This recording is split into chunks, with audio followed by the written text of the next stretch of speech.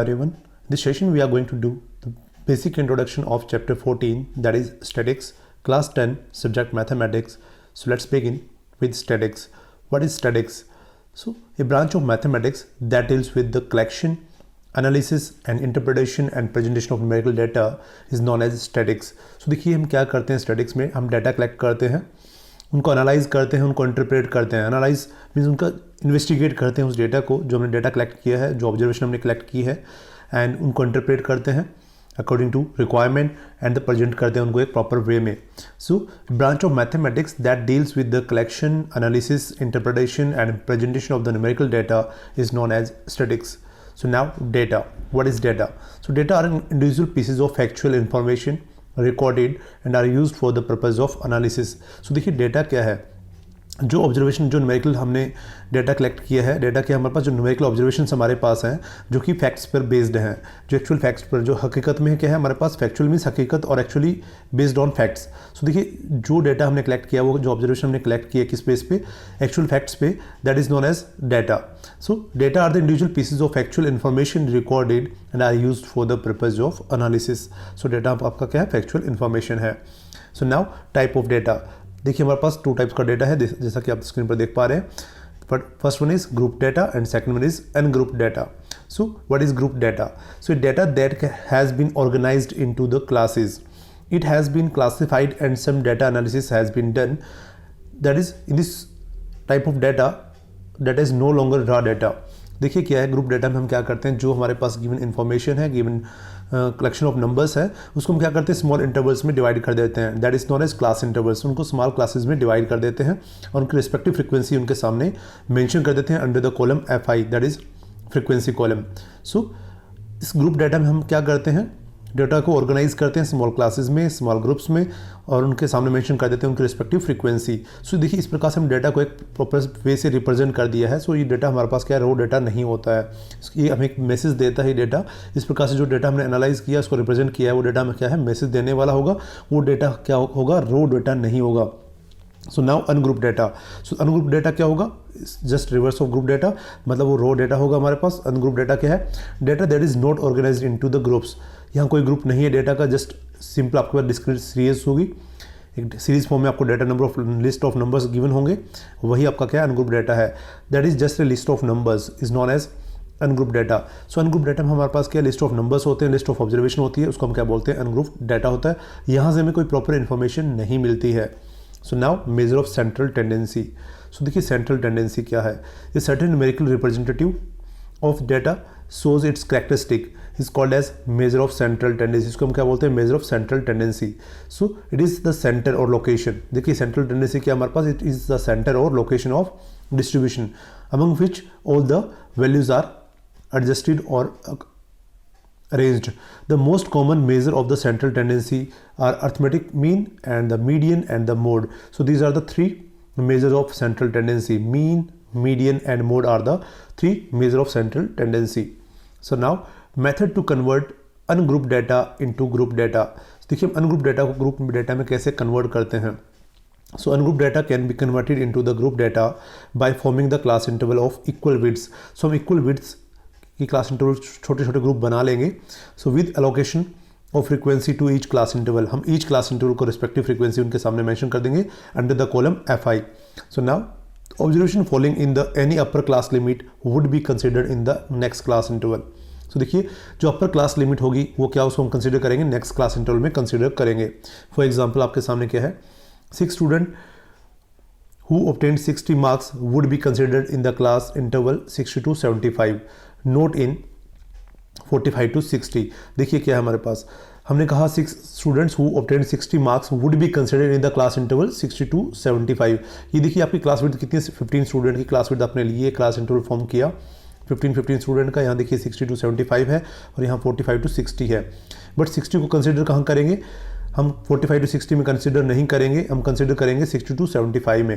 Keep in mind, यहाँ देखिए upper limit क्या हमारे पास 60 है, बट 60 इंक्लूड 45 to 60 में नहीं होगा, किस में होगा, 60 to 75 में होगा. सो 6 students who obtained 60 marks would be considered in the class interval 60 to 75, not in the 45 to 60.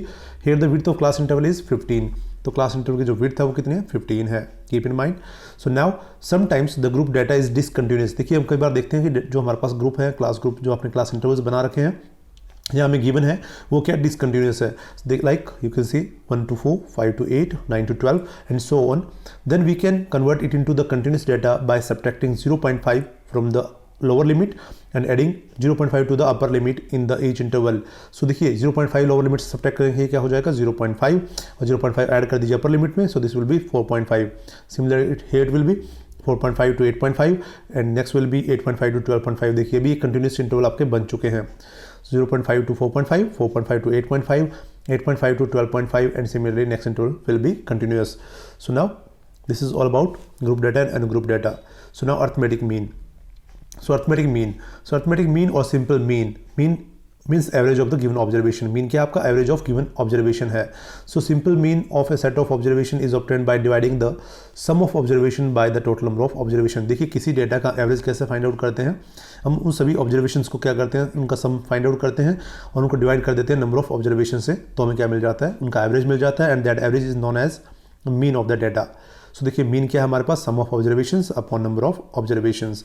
So this mean of n observation that is x1 x2 x3 up to xn is defined as, so देखिए हमारे पास n observation है और observation क्या क्या है हमारे पास x1 to xn है।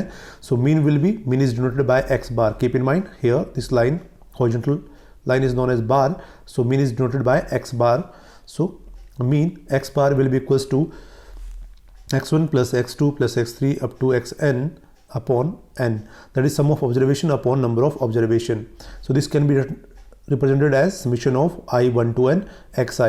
so देखिए i क्या आपके पास रिप्रेजेंट कर रही है ऑब्जर्वेशन को कहाँ से कहाँ तक 1 to n, so summation of 1 to n xi upon number of observation that is n।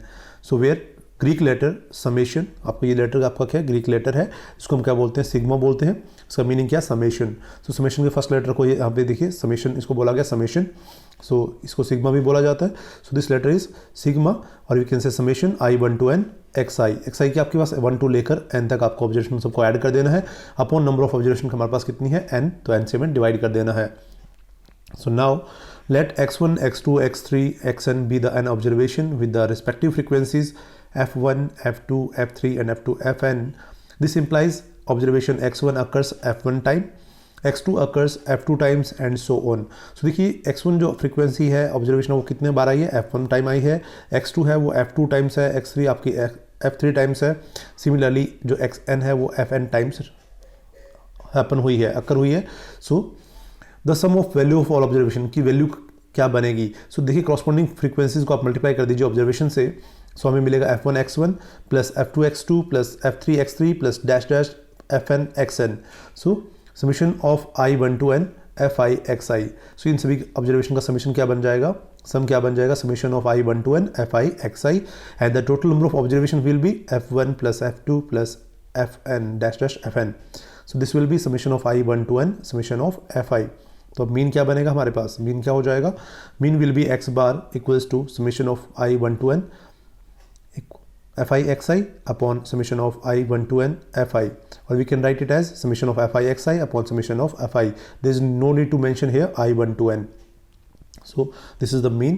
so now class mark, class mark क्या होता है, देखिए जो हमने डेटा को ब्रेक किया है स्मॉल ग्रुप्स में क्लास इंटरवल्स में, सो उनसे हम क्या फाइंड आउट करेंगे, क्लास इंटरवल से क्या फाइंड आउट करेंगे, क्लास मार्क फाइंड आउट करेंगे। देखिए क्लास इंटरवल को हम क्या करते हैं CI की फॉर्म में, लाइक हमने कहा 0 to 5, 5 to 10। सो देखिए 5 to 10 और ये देन 10 to 15 ये आपके कंटिन्यूस क्लास इंटरवल हैं। सो हमें क्लास मार्क कैसे फाइंड आउट करना है, तो हम क्लास इंटरवल से फाइंड आउट करते हैं class mark that is known as xi। So देखिए xi हम कैसे फाइंड आउट करते हैं, upper limit plus lower limit by 2। So upper limit हमारे पास क्या है 5 प्लस लोअर लिमिट 0 बाई 2, तो 0 प्लस 5 5 by 2 will be 2.5 here. Similarly 5 plus 10 that is 15, 15 by 2 this will be 7.5। similarly upper limit 15 and lower limit is 10, so 15 plus 10 by 2 that is 25, 25 by 2 this will be 12.5। so ये हमारे पास मिल जाएगा 12.5। so अब देखिए directly भी हम देख सकते हैं, अगर हमारे पास देखिए फर्स्ट जो हमारे पास वैल्यू आई क्लास मार्क की वो क्या है 2.5, और आप क्या देख रहे हैं डेटा में हमारे पास क्या जो डिफरेंस है वो जो क्लास साइज है उसको हम बोलते हैं। सो ये डिफरेंस कितना 5 का, तो डायरेक्टली इसमें 5 ऐड करते चला जाइए, हमें मिल जाएगा क्लास मार्क का column. So this is all about class mark। so class mark क्या है upper limit plus lower limit upon 2। So now class size, हम क्लास साइज को डिनोट करते हैं एच से। सो क्लास साइज की आपकी जो डिफरेंस है अपर लिमिट और लोअर लिमिट का, वही आपका क्लास साइज है। So upper limit minus lower limit will be the class size. So now range of that data. So range of data क्या होता है, जो डेटा हमारे पास है उसकी रेंज क्या है। सो highest observation minus lowest observation, जो आपके पास मैक्सिमम वैल्यू है, जो गिवन ऑब्जर्वेशन आपके पास है, जो गिवन डेटा है, न्यूमेरिकल वैल्यूज आपके पास है, उनमें जो मैक्सिमम वैल्यू है माइनस लोवेस्ट वैल्यू जो आपके पास है, उनका जो डिफरेंस होगा वही क्या होगा हमारे पास, रेंज ऑफ डेटा होगा। Keep in mind the difference of highest observation minus lowest observation will be the range of data. So now method to calculate the mean of the group data. So देखिए method हमारे पास कौन कौन से हैं mean को calculate करने के लिए। सो देखिए in the standard we are going to study about 3 methods, that is direct method, assume mean method and step deviation method. So हम 3 मेथड पढ़ने वाले हैं स्टैंडर्ड में, क्लास 10 में। सो देखिए डायरेक्ट मेथड क्या है हमारे पास, step use in direct method are given as follow. So देखिए डायरेक्ट मेथड में हमारे पास जो क्लास इंटरवल गिवन है डायरेक्टली, सो हम क्लास इंटरवल से हम क्या करेंगे, क्लास मार्क का कॉलम फॉर्म कर लेंगे, that is x i. Then हम क्या करेंगे, जो गिवन फ्रीक्वेंसी कॉलम है under the f i column, so f i और एक्स आई का प्रोडक्ट करेंगे एंड देन हम क्या करेंगे, उन सभी का समेशन करेंगे एफ आई एक्स आई का एंड एफ आई का, देन उनको डिवाइड कर लेंगे तो हमें मिलेगा मीन। सो देखिए स्टेप्स क्या क्या हमारे पास हैं।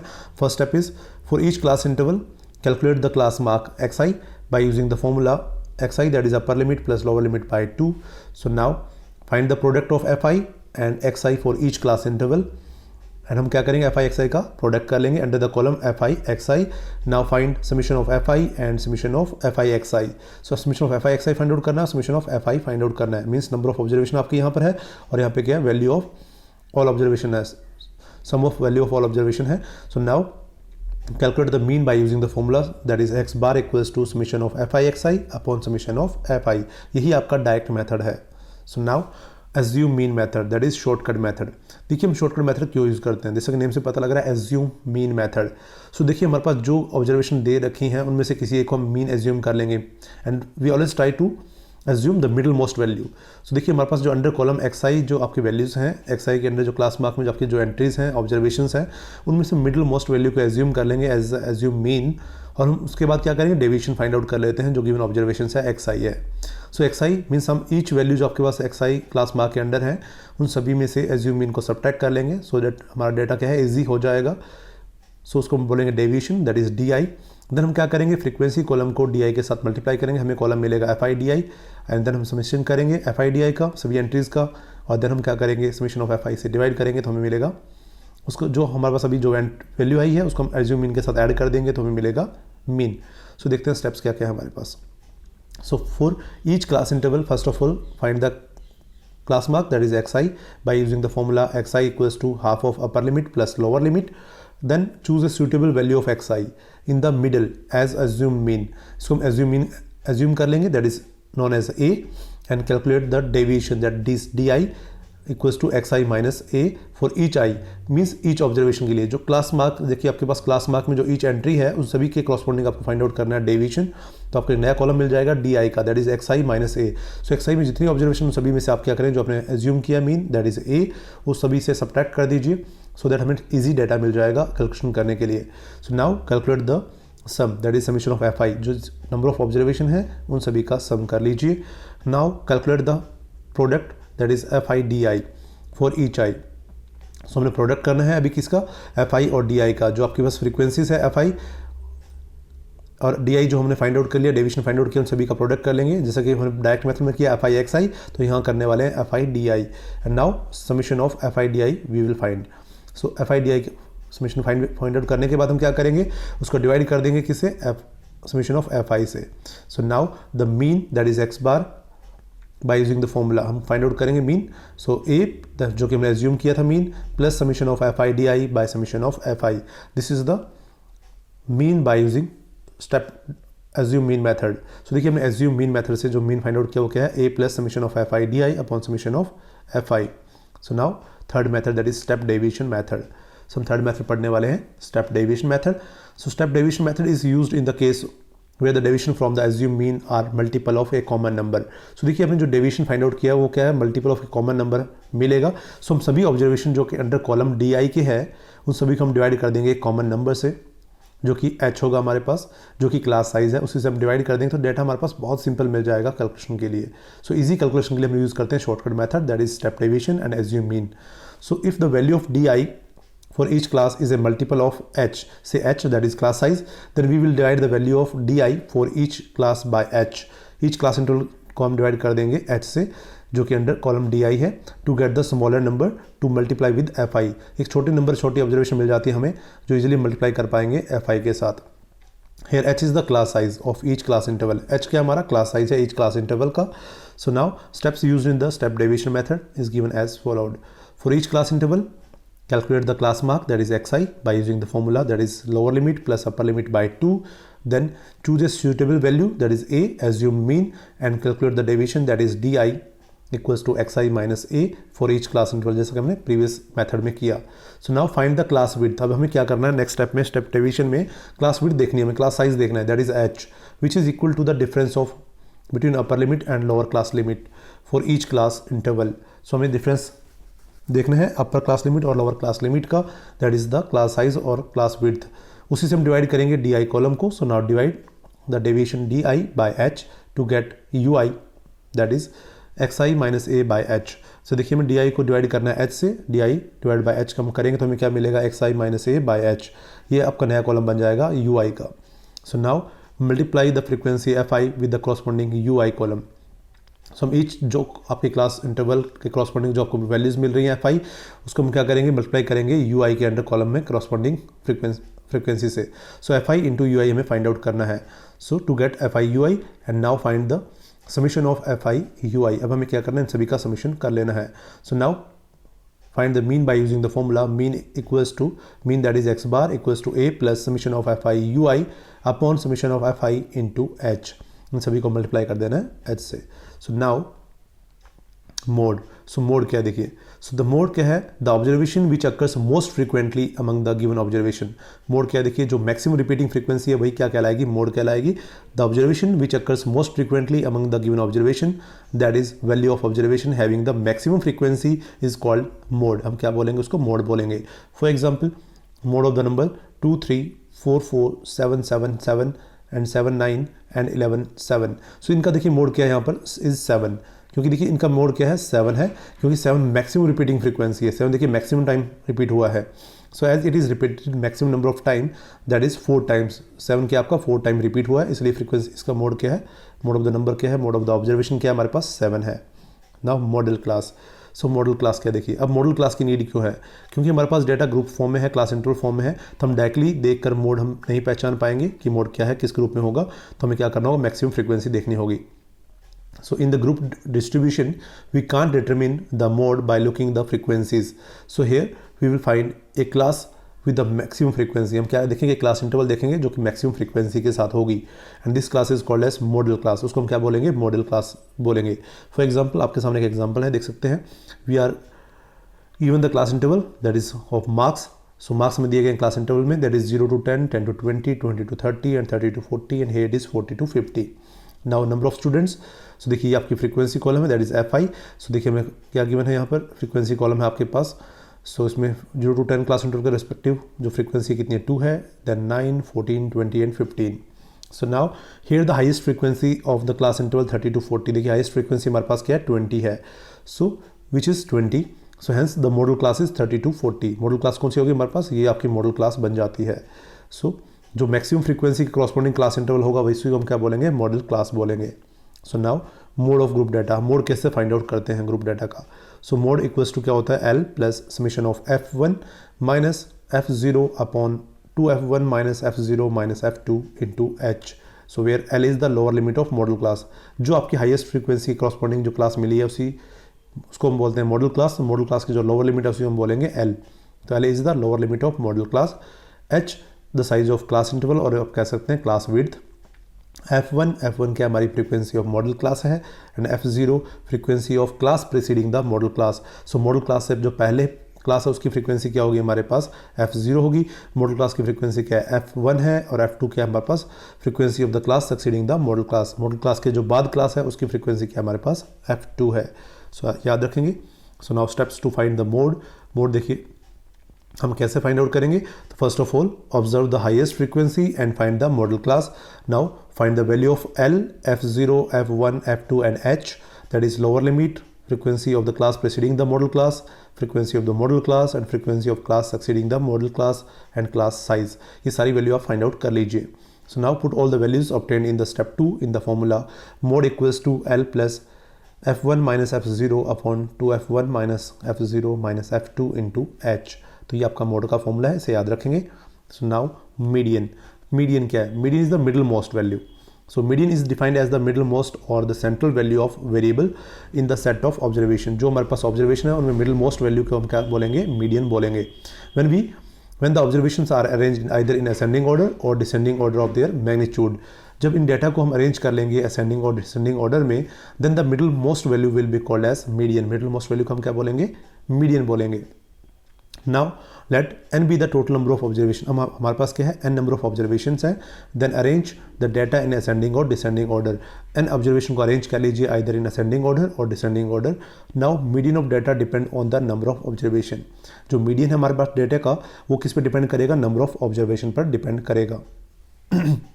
Now case 1. हम केस 1 हमारे पास क्या है? If n is odd. सो देखिए हमारे पास जो नंबर ऑफ ऑब्जर्वेशन है अगर वो odd है देन मीडियन क्या होगा? Then median will be the value of n plus 1/2th observation और we can say n plus 1/2th term.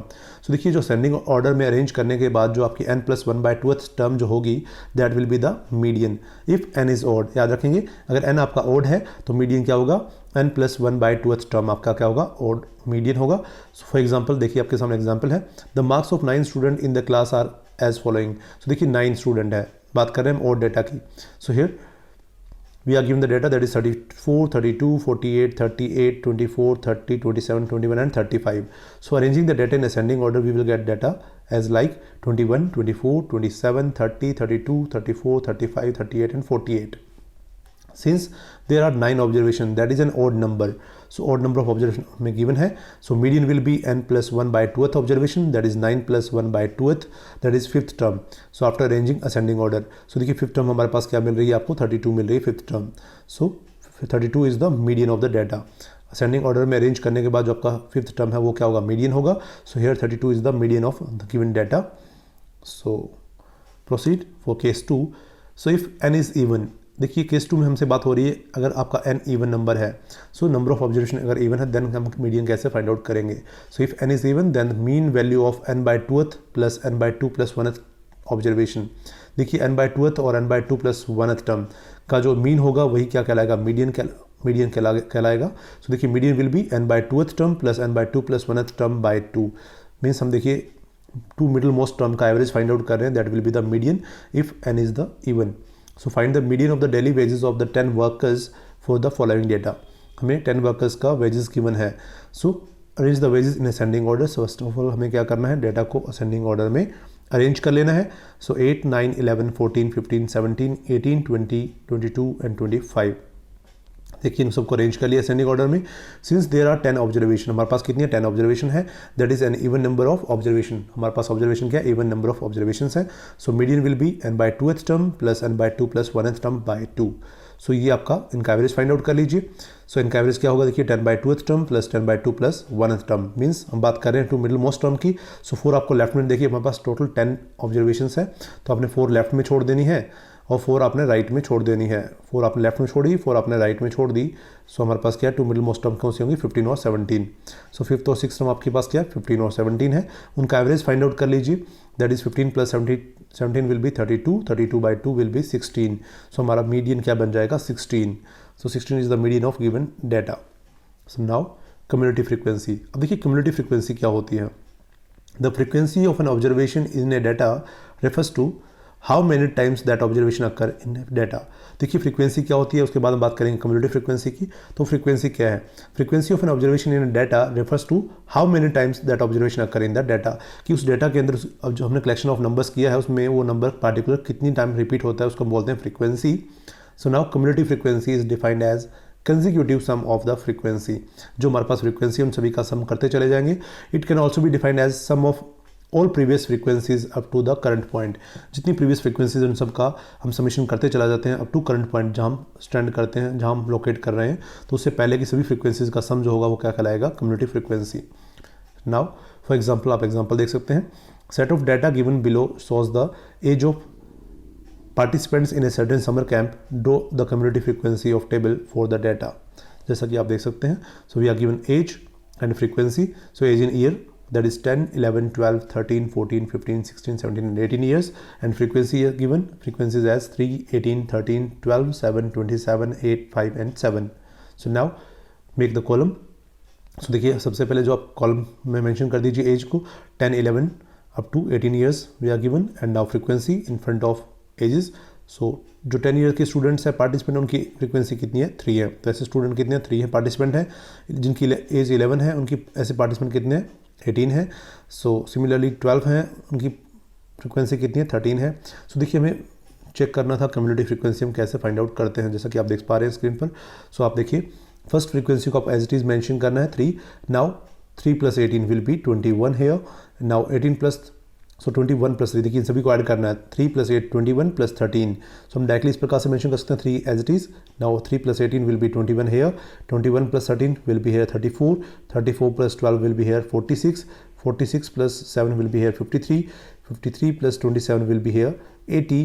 and 80 + 8 will be here 88, and 88 + 5 will be here 93, and 93 + 7 here 100. सो इन सभी का frequency previous frequencies को आपको add करते चले जाना है और हमें क्या मिलेगा, कम्युलेटिव फ्रीक्वेंसी कॉलम मिल जाता है. सो देखिए सभी जो फ्रीक्वेंसी थी उन सभी का जो टोटल हमारे पास कितना 100 है, वो 100 आपकी एंट्री लास्ट में यहाँ कम्युलेटिव फ्रीक्वेंसी में आनी चाहिए. अगर नहीं है तो हमें कहीं ना कहीं एडिशन में मिस्टेक कर दी है हमने, तो इसको ध्यान से करेंगे. So now median of group data. हम ग्रुप डाटा में मीडियन कैसे फाइंड आउट करते हैं. So in a group data we may not find the middle observation by looking at the cumulative frequency. देखिए अब हमें जो डेटा गिवन है वो स्मॉल इंटरवल्स में गिवन है, continuous, it may be continuous और डिसकंटिन्यूस, बट हमें जो डेटा है वो क्या ग्रुप डेटा गिवन है, उसमें हम कैसे middle most value find out करेंगे. तो हम डायरेक्टली देख कर हम नहीं फाइंड आउट कर सकते. So in group data we may not find the middle observation by looking at the cumulative frequencies, since the middle observation will be the some value in a class interval. Middle value क्या होगी, किसी class interval में होगी. सो it is necessary to find the value inside the class that divides the whole distribution into 2 halves. देखिए हमें वो value find out करनी जो होल जो आपके ऑब्जर्वेशन उसको 2 हाफ में डिवाइड कर दे, क्योंकि हमें middle most value find out करनी है. So for this we find the cumulative frequency of all the classes. हम सबसे पहले कम्युलेटिव फ्रीक्वेंसी कॉलम बना लेंगे. And now find the n/2. हमें n/2 फाइंड आउट करना है, जो कि total number of observation by 2 है, where n is the number of observation. So now find the class where the cumulative frequency is greater than or nearest to n/2. अब आपको वो class interval देखना है जहाँ पे आपकी जो फ्रीक्वेंसी जो वैल्यू आपको नजर आती है वो n/2 के इक्वल हो. So and this class will be the median class. इस क्लास को हम क्या बोलेंगे, देखिए या तो n/2 के इक्वल हो या उसके नियरेस्ट हो, तो हमें वो क्लास इंटरवल देखना है. After finding the median class, ये हमें हमारे पास क्या मिल जाएगी, मीडियन क्लास मिल जाएगी. Now after finding the median class we will find the median by using the formula median equals to L + n/2 - CF/F into H. सो ये आपका फॉर्मूला आपने याद रखना है, where L is the lower limit of median class and n is the number of observation, C is the cumulative frequency of class preceding the median class.